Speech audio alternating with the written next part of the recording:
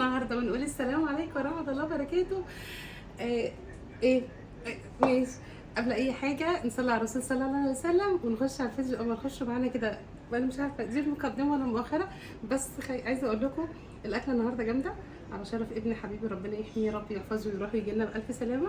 الاكله النهارده هتنزل لكم النهارده ان شاء الله، انا عاملاها النهارده وهتنزل لكم النهارده باذن الله، وهتعجبكم جدا ان شاء الله. الوصفه تعجبكم وتبقى حلوه. بصوا انا اصلا مبهره يعني. بصوا يعني بسم الله ما شاء الله. تمام، خش الفيديو. السلام عليكم ورحمه الله وبركاته. حبايبي عاملين ايه؟ يا رب تكونوا بخير. ده ليمون اللي في ايدي، عصره ليمونتين في الكبه مع شويه ملح، ونزلت عليهم كده في الطبق كده زي ما انتم شايفين، وغسلت الكوارع الجميله بتاعتنا غسله حلوه جدا. يعني بسم الله ما شاء الله اصلا مش محتاجه حاجه، يعني فاهمين. بس جينا جبت بقى ايه حله كده، حاله الضغط بتاعتي نوعها قديم شويه، ونزلت كده بمعلقه زبده، وحطيت بقى الكوارع بتاعتي تشوح كده تشويحه حلوه قوي. عايزه اقول لكم طريقه الكوارع دي خدت معايا بالظبط ساعه الا شويه، يعني حوالي ساعه الا 10 دقايق كده ولا حاجه. تمام.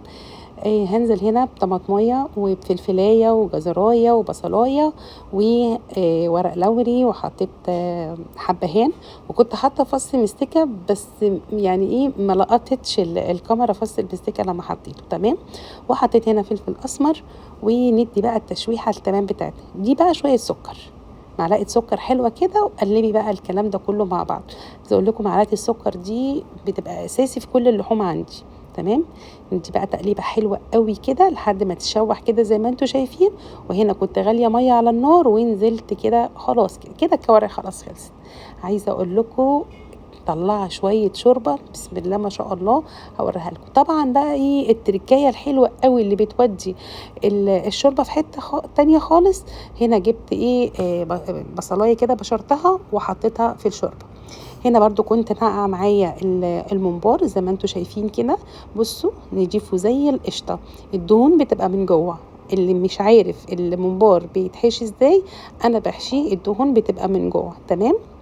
بس مغسول بقى غسله حلوه قوي، واقطعه كده، بقطعه كله قد بعضه.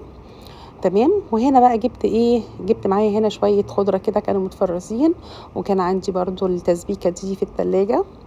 تمام. وحطيت بقى الرز غسلاه كويس قوي، وحطيت هنا معايا كمون. طبعا انا محيقه طبعا مظبطه التسبيكه وكل حاجه، بس شويه البهارات اللي بيتحطوا كده على الوش دول حاجه تانية خالص. تمام. حطيت كمون وحطيت كزبره وحطيت فلفل اسمر وحطيت ملح. ظبطي ملحك على اساس ان انت حاطه ملح في التسبيكه، وحطيتي ملح في الميكس اللي انا عاملاه ده. تمام. ركزوا بس في الملح علشان خاطر الاكل ما يملحش يعني منكم. تمام. قلبتهم كده مع بعض، ولقيت ان هم محتاجين شويه خضره تاني، فحطيت شويه خضره وقلبتها. الاكل بتاعنا الممبار او المحشي لما بتزودي فيه شويه الخضره بيودوا الحشوه في حته تانية خالص. طبعا هنا بوريكم بصوا نظافه. بصوا عايزه اقول لكم انا بشكر طبعا حبيبتي انوش، اللي من السويس، عارفها انوش من الاكل البيتي، هي اللي بجيب منها كل الحاجات اللي زي كده، لحوم، الكوارع، ممبار، بصوا يعني، وفراخ وطيور. عايزه اقول لكم بسم الله ما شاء الله حاجتها زي الفل. هنا كنت بوريكم في طريقتين للحشو، ممكن تعملي كده براحتك، يعني طريقه الحشو اللي انت بتحشي بيها زي ما انت عايزه طبعا. بس اهم حاجه بعد ما تحشي كده لازم نبططها خالص كده زي ما انتم شايفين. هنا كنت خلصت خلاص الكميه كلها، ما طولتش عليكم يعني، ما رضيتش اصور كله عشان خاطر ايه ما ياخدش منكم الوقت ايه الفيديو كده. تمام. هنا كانت الميه مغليه بقى على النار، لازم تكون الميه مغليه وتكون بكبكت كمان. تمام. بس هنزل بقى بيها كده. بصوا في ناس بقى تقولك لازم تمسكيه ومش عارفه تحطيها ازاي الممبار، لا هو اصلا يعني ايه بيتعمل كده لوحده. تمام. هنا كنت بعد ما خلصت خالص كده حطيت بقى ايه برضو شويه حته بصلايه كده عندي، برضو بصلايه صغيره فرمتها وحطيتها.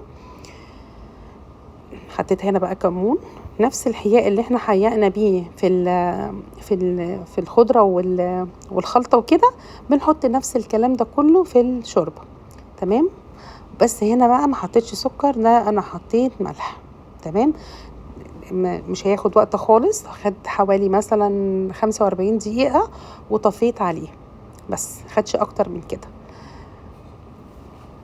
بصوا بسم الله ما شاء الله، يعني عايزه اقول لكم تحفه. هنا بقى كنت بحمر زيت ايه، بحمر العيش. كان عندي عيش اللي هو الشامي الابيض، حمرته كده في الزيت وصفيته زي ما انتم شايفين. بصوا بقى يا سلام، فص المستكه ده بقى ده اساسي معايا هنا في الرز بتاع الفته. فصين مستكه مع معلقه سمنه بلدي حلوه كده على معلقه زيت، تمام. وحطيت بقى الرز كده واديله تشويح. عايزه اقول لكم طعم الرز ده طالع تحفه، بسم الله ما شاء الله. كنت غاسله الرز طبعا ومصفياه، وافضل اقلب كده لحد ما اغلف كل الرز بالماده الدهنيه بتاعتي. طبعا عندك ما عندكيش زبده او سمنه ممكن تعملي بزيت بس. انا لما بيكونش متاح عندي سمنه او زبده بعمل الرز بالزيت بس. وحيقت طبعا الرز بتاعي بالملح، ولازم اقلب ادي تشويحه حلوه قوي للرز عشان يبقى مفلفل كده وحلو معايا. هنا بقى معايا الميه المغليه انزل بيها كده واغطي الرز واغطي عليه، ما فيش احلى من كده. هنا بقى كنت هعمل الصلصه بتاعه الدقه. جبت توم كده، معلقه توم حلوه كبيره كده من كان عندي في الفريزر، وجبت شويه زيت ويديهم التشويحه الحلوه. شويه بقى كزبره يا سلام. بس هنزل بقى بعد كده بالطماطم بتاعتي اللي فرماها ومصفياها، تمام. يلا بينا.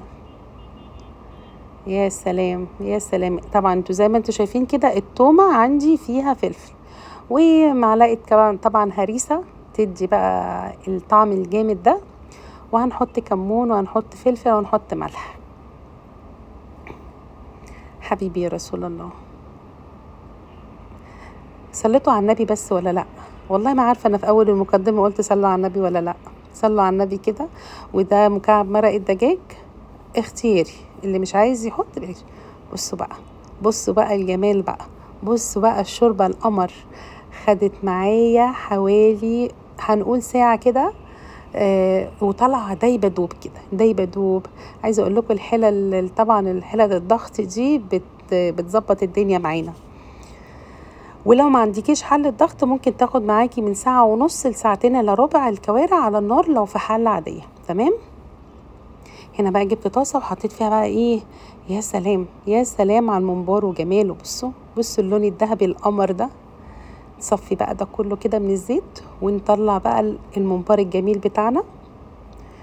هنا بقى جبت الكوارع كنت سبتها تبرد شوية، ولبست بقى الجوانتي وقلت بقى ايه اقطع كل الكلام ده كله. انا دايما بحب اعملها كده، اخليها خالص من العظم واديها التشويحه دي طريقتي انا في الكوارع. بس جبت بقى معلقه سمنه بلدي حلوه كده، وحطيت بقى معلقه توم حلوه. بس هنا بقى ايه لبست الجلافز كده انا مش عارفه انا لبسته ليه تاني اصلا يعني، تمام. وحطيت بقى شويه كزبره كده. يا سلام على الريحه، تعالوا بقى شم الريحه. ونزلت بقى بالكوارع المخليه دي كلها ونأدي التقليبه التمام بتاعتنا. عايزه اقول لكم الوصفه دي، طريقه الكوارع بالطريقه دي جربوها اقسم بالله بتبصوا. عايزه اقول لكم بسم الله ما شاء الله، يعني الف هنا. ما قعدتش طبعا، انا كنت بعمل الاكله دي عشان حبيب قلبي ابني كان مسافر، فكان طلب مني يا ماما عايزه اكل كوارع، فطلباته اوامر طبعا حبيب قلب ماما ده. بس دي التشويحه التمام بقى، ويلا بقى عشان نغرف معانا احلى فته ممكن تاكليها. هنا حطيت بقى كده في الصينيه اللي معايا او طب التقديم بقى بتاعك، حطيت شويه عيش حلوين كده. احنا بنحب العيش الكتير في الفته، اللي عارفني عارف انا بعمل فته بحب نحط العيش كتير. انا هحط عيش كمان لسه من فوق. وانزل بالرز بقى سخن كده. الله الله بجد. بصوا بصوا، عايزه اقول لكم لو هتشموا الريحه يا سلام. تعالوا كلوا معانا. عايزه اقول لكم يعني بسم الله ما شاء الله. بصوا حاجه تانية خالص. هنحط بقى شويه عيش كده من الحرف، ويلا هسيب لكم بقى المقطع الاخير ده بصوتي انا. بصوا بقى يا حلوين، احنا عملنا المقدمه في الاخر، وبرجع اقول لكم دلوقتي تاني دي هتنزل لكم بقى كده في اخر الفيديو. بقول لكم بقى بصوا انا من السويس، عندي انوش للاكل البيتي. اللي من السويس يا جماعه انوش من الاكل البيتي تحفه. عايزه اقول لكم ساعه الا ربع، ساعه الا ربع يا جماعه، ساعه الا ربع. بصوا زبده بصي ساعه الا ربع، ساعه الا ربع كانت. بصوا انا مش عارفه اقول لك ايه يا انوش، بجد انا من هنا من القناه بشكرك وبقول لك تسلم ايدك بالنظافه واسعار وكل حاجه زي الفل. وعايزه اقول لكم الكوارع تحفه، اخدت ساعه الا ربع بس كانت في الحله حله الضغط، لكن في الحاله العاديه هتاخد ساعه ونص. تمام كده. بصوا بقى عندها البومبار، بصوا عايزه اقول لكم خطير ونضيفه زي الفل. اللي دخل وشاف الفيديو يقول لي ايه رايه في الطريقه الجامده دي.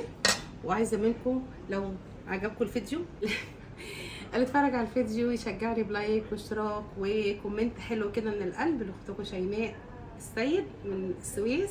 انا بعمل لكم اكلات مصريه جميله جدا جدا جدا، ويا ريت تشجعوني عشان انزل لكم كل جديد. الناس اللي بتسال ليه ما بنزلش على طول، يعني كنت بعمل شويه توضيبات في البيت ولسه ما كملتش، وان شاء الله اوعدكم ان انا هوريكم كل حاجه. واللي يعرفني برضو ان انا عامله قناه تانية الحقيقه والواقع، تشرفوني طبعا وتشجعوني برضو برايكم في القناه. برضو واخده شويه وقت بس اوعدكم ان شاء الله الشيف داخل واكلات وهندخل وهيحصل لنا حاجات جميله. لا مش جميل، التخن مش جميل. الاكله دي ما ينفعش اقول التخن مش جميل. خشوا معايا بصوا عايزه اقول لكم كده ايه، انا لسه ما خلصتش. استنوا يا جماعه. بصوا بقى على الجمال، بصوا بقى على الجمال ايه العظمه دي، ايه ده؟ لا كده بصوا عايزه اقول لكم بقى ايه. بصوا بقى عايزه اقول لكم على حاجه. بما ان احنا كده ايه عملنا الاكله كده واحنا زي الفل تمام. في ناس هتسال انت ليه مش حاطه شوربه على العيش؟ انا ما بحطش الشوربه على العيش، العيش محمص زي ما انتم شايفين كده. بصوا جميل. ما بنحطش ليه؟ احنا بنحط اطباق الشوربه اللي هغرفها دلوقتي معاكم وهتشوفوها. اللي عايز شوربه بنحط، احنا بنحب العيش محمص كده ومقرمش كده، ما بنحبوش فيه شوربه يعني. الدنيا كده احنا كده الفته بتاعتنا تمام. اللي عايز بقى يحط شوربه بيحط شوربه قدامه واحنا بنشرب الشوربه جنبها. خليكم معايا كده.